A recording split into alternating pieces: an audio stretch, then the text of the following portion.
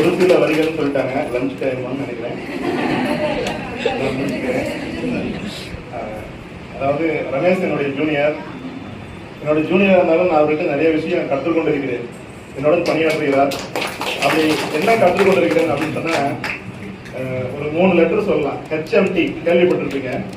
என்னது best watch company அப்படியா? இல்லை, நான் சொல்ல வர்றது ஹெல்த்து, மணி, டைம். இது 3 நம்ம வாழ்க்கையில் எடுத்துட்டீங்கன்னு வச்சுக்கோங்களேன், ஒன்று இருந்தால் ஒன்று இருக்காது.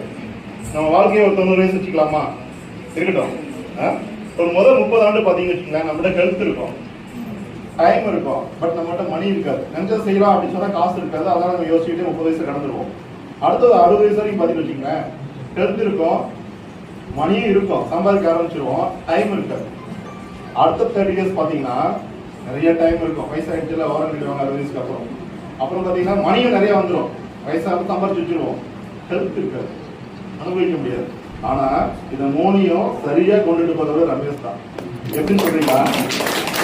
நாங்கெல்லாம் ஒரு 8 பேரும் பாடம் எடுத்துட்டு டயர்டாக வருவோம். அப்போ இங்கே உட்காந்துருக்காங்க, கமலா வச்சுருக்காங்க இல்லையா, ஒரு டம்ளர் டீ கொடுப்பாங்க. அது எப்படா குடிக்கலான்னு சொல்லி தாகத்தில் இருப்போம். நான் எடுத்து வச்ச உடனே மேலே பார்ப்பாரு. அவர் டீ சாப்பிட மாட்டாரு. ஏன்னா இட்ஸ் இன்ஜூரியஸ் டு ஹெல்த். ஏன்னா அவர் ஜுவாலஜி படிச்சிருக்காரு இல்லையா, டீ சாப்பிட உடம்புக்கு கெடுதல் அப்படின்பாரு. ஆனா நான் இவர் சொன்னதுக்கு அப்புறம் என்னுடைய படிநிலையை குறைச்சிக்கிட்டேன். ஒரு டீ தான் சாப்பிடுறது, முடியலன்னா எங்களால் எனர்ஜி பார்த்தாரு. ஸோ அந்த வகையில எனக்கெல்லாம் ஒரு ஆசிரியரா ஹெல்த்துக்கு இம்பார்ட்டன்ஸ் கொடுக்குறவரு, எப்படி டைமை சேவ் பண்ணணும். ஒரு சனிஞார்ல கேட்டா, சார் சனிஞார் ஃபுல்லா நான் கிளாஸ் இருப்பேன் சார். சரிப்பா, இதே தான் ஒரு நாளைக்கு வாங்க சார், பாராட்டு தெரிவிக்கிறாங்க. ராம்பால் சொல்லுவார் எங்க ஸ்கூல்ல.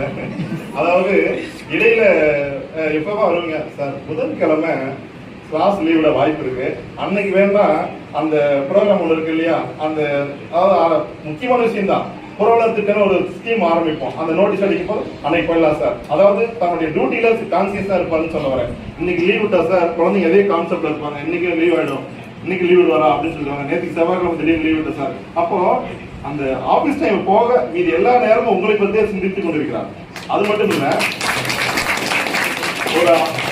ஒரு ஆணின் வெற்றிக்கு பின்னாடி பெண் சொல்லுவாங்கல்ல, இங்க முன்னாடியும் எங்க பெண் தான் இருக்கிறாங்க. சரியா?